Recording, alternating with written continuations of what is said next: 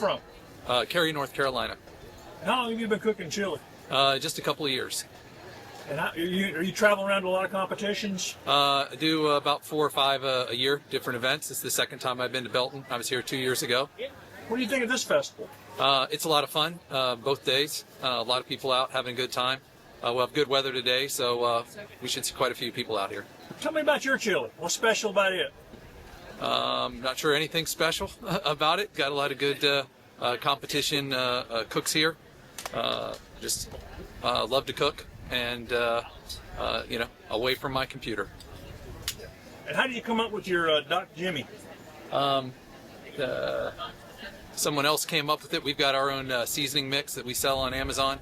It's a blackening seasoning, and so we give out some free samples sometimes. We'll give out free samples of that today. And what's your favorite kind of chili? Probably Homestyle is my favorite because that's what I grew up eating. You know, with the jiffy cornbread in the bottom of the bowl.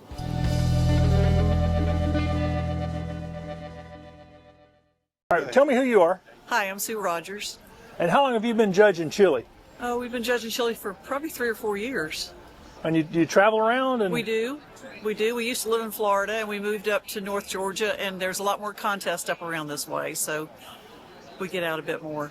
How would you rate this festival here in Belton they have? We love this festival. We came last year, it was our first year, and there's so much community involvement. There's a lot of sponsorship. Everybody's happy to see them. There's a lot going on, so it's open to the public, the car show, all the stuff for sale, the vendors and things. So it's really nice. It makes more people aware of it rather than just being locked in a room somewhere judging and nobody knows what you're doing in there. And for people like me who just eat chili, what do you look for when you're judging chili? Well, real chili doesn't have beans. It's meat and chili. And so there's a red chili, there's a green chili, verde, which is green chilies. And then there's a Homestyle, and that's where they put the beans back in it and the pasta back in it and whatever kind of fillers that you want. And then there's also a vegetarian. Do you have a favorite? You know, I surprisingly like the greens a lot of the time. Sometimes that is what I would call a chicken chili. Maybe just chicken and more of a creamy base, and that is always good.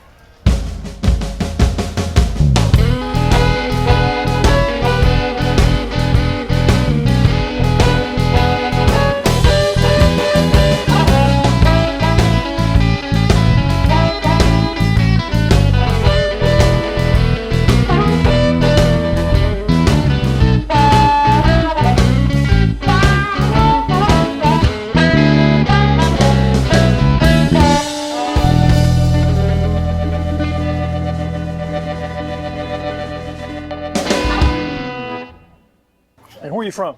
I'm from Maine, South Carolina. Okay. And if you cook, I see all these first places and stuff. So you've been cooking for a while? This is my first year. I was out here last year and got second birthday. Right.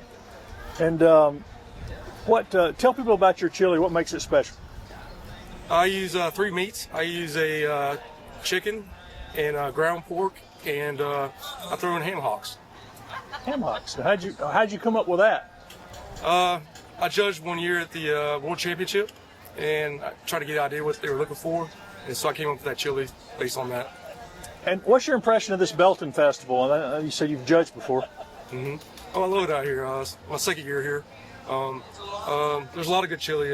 Got Jim over here. He's won state champ twice in a row. I've been competing against him for a while. He's a good friend now. How long have you been cooking chili altogether? About 3 years. And what got you into it?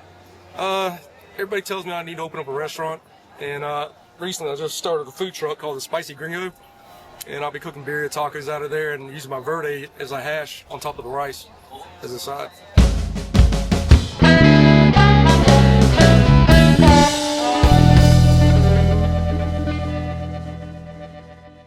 How long have you been cooking chili? Well, I've been cooking chili for I'm gonna say about 40 years, but only started competing in 2016. So it's only been 8 years since I've been competing. But we used to have these big parties at the house where I would have literally 6 or 7 crock pots of chili. and they would go from mild to blistering heat. And every year it'd be different. I'd just sort of whip it up, and and then when I started competing, I was like, okay, I need a recipe. So I started measuring everything that I put in it, so that way I had a base, and then you modify it over time, especially with feedback from the judges, because that is super important. They sort of tell you, okay, yeah, you're doing this, and you need to do this. Make it, maybe it's too sweet, too salty, too soupy, too mushy. So you get feedback, and it improves your chili. And of course, we get feedback from the public when they get to taste it, which is fantastic, because they're the ultimate arbiters of whether it's good or not. And if they like it, fantastic. But there's like a million ways to make chili, so there's no perfect way. Well, I understand you've won some championships. Well, we've won a few. Yeah, here in Belton, we actually won the Homestyle category the last 2 years. So we're hoping this year we'll three-peat, but we'll see. You never know. And since you competed at a lot of festivals, what do you think of this competition here at Belton? I love this Belton competition. It's a small town. The people that run it are just so involved in making sure that the public and the cooks have a great experience. It's fantastic. It's much better than a lot of the other competitions that we go to. So this is our go-to every year. Is we're coming to Belton. Love this competition. Do you still make, you talked about you went from mild to blistering. I noticed your name's the Scoville units. Yes. Is that where that came from, the blistering hot? Yeah, well, I love really hot peppers, hot spicy foods. So if I'm making it just for me, it's really spicy. But you can't do that in competition, because the judges will actually detract from your score if it's too spicy.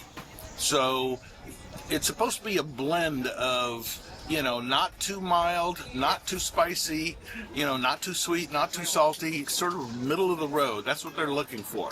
And it's a juggling act sometimes. If somebody was making chili, what would you suggest to make it hot? What peppers would you suggest they use? Well, it really depends on what you like, because chili is very subjective. It's what you like. Now, if there's certain peppers you like, great. Now, if you have made a chili that you love the flavor of, but you just want to bring the spice level up, but you don't want to change the flavor, use a pepper extract. So it's not a hot sauce, it's an extract, because the extract, the capsaicin is the item in a pepper that makes it hot. And so they're able to extract that, and you can use that, and you're using so little of it because an extract is really, really hot. So you sometimes you only need a few drops, and that will bring your spice level up, but you haven't used enough to change the flavor of what you're making. So it's the perfect combination for that. Now, if you want to put a hot sauce on it, just be aware that the hot sauce will affect the flavor of whatever it is you've made.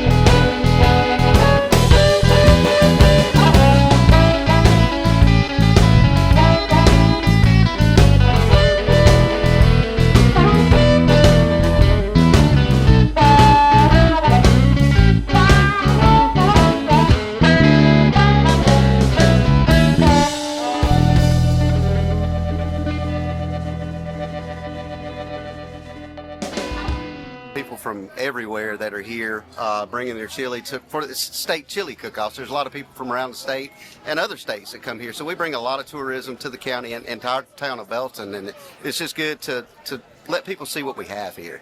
So. Right. And I want to make sure I got it. Tell me one more time. You partnered with somebody to make chili for the first time, right? Yep. The Mexican restaurant is El Paso Mexican restaurant. So. And have you ever cooked with? I know you said Rock Springs is your department. You ever cooked with them? Oh yeah. We did. I used to do with Belton many years ago. So I was with Belton Fire Department for many years long ago. So they've always partnered with this as well. So. And do you have a famous chili? No. I don't have a famous chili. You like it hot or? I do like hot chili. Yeah. I know Jim Bright was on the news the other day basically saying that chili doesn't have to be hot to be good, but a lot of people do, especially the amateur chili. A lot of people like to make it hot just so they have that thing to look at. So. And so when you're looking for chili, you're saying no beans, right? I like it with no beans. Yeah.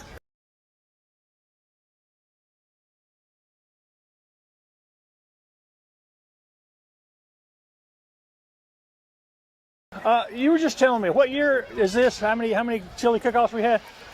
This is our 15th. 15th.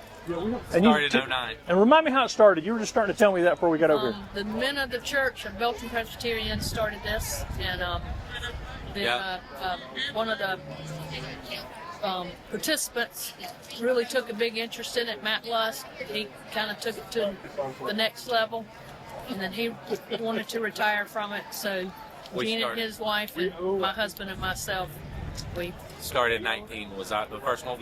The first one we planned was 2020. Oh my! Which was a bust. It never. Well, we pushed it, and then we finally had to cancel it. Right. The next year we had it wasn't the festival event. It was a private event just to stay on the cooks' schedules, and we did the 2-day cook, just cooks and us, and then 21 we got, or 22 we got back on track with the festival event atmosphere. How many people around the country do you think know about Belton from this festival? I know a good many people in the chili realm know Belton and know what the event is. This year we have as far west as Texas, we got New Jersey, drove in yesterday, Ohio, and from all over. North Carolina, Florida, Georgia, Pennsylvania, Virginia. Yeah. Now, which one of y'all is the good chili cook? I used to do the cooking for our church. I stopped when took this. Before we ran it, I cooked a green chili one year. I competed and second place. Yeah. So that was my one and only venture into. Is that your favorite? The green, your favorite? Green's my favorite. Yeah. That's your favorite too? Yeah, it's unique. It's not. People on this side of the U.S. don't really know much about green. It's more of a Western states. And how important, Eleanor, is it for Belton, this festival? I mean, this and the Standpipe sort of the signature events for the year, right? Yeah. Brings the most people in. Oh yeah, definitely. And it's really growing and growing. Last year was our record year. Yeah. And of course, we'll know by the end of the day about this year, but we had record crowd, record money given out last year. So yeah, last year we distributed $21,000 to the 6 nonprofits. Which our nonprofits all work the event. That's part of the deal. They help us with the selling the wristbands and whatever else we need. So they play a big part in Each making group has this a happen. job. And I understand not only are you the mayor and you're going to get up here and talk to me, you're also sponsoring this year. Yes, sir. My husband and I. What made y'all decide to do that? Well, mainly because all the money goes to our nonprofits, and I'm a big supporter of our nonprofits. We have a great group here, and I like to give back. And I guess coming up next will be the Standpipe Sounds. Is that coming back this year? Standpipe Sounds. We actually tried to start it last night, but the weather didn't cooperate. But we had Dave Malden. But yes, that will start up next month. I'll have that scheduled for you when I see you next time. But yes, we're about to start that up. And then it won't be too long. We'll be having the Standpipe Festival again. That's right. Get back on track there. That's right.